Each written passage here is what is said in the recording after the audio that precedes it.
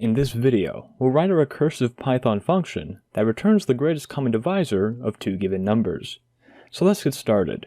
To begin with, I'm going to define a function, and I can call this GCD, that takes in two numbers, we can call them x and y. And because this is a recursive function, I know it needs two things. I know it needs a base case and also a recursive case. And so my base case is basically tells when the recursion to stop. And so we know if it stops, then we have our greatest common divisor. So to get our greatest common divisor, we simply check if y mod x equals 0.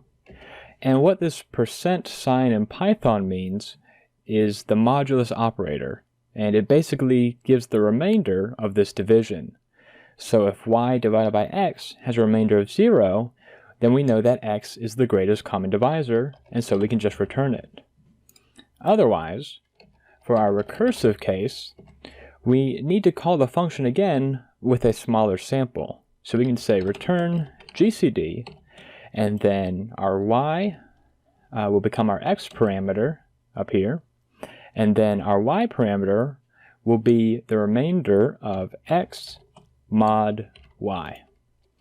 So let's try calling it. So we say print GCD and 48, 60, and this should be 12, I believe, and it is. So let's try 9, 36. This should be 9. Get 9. Let's do 12, 4.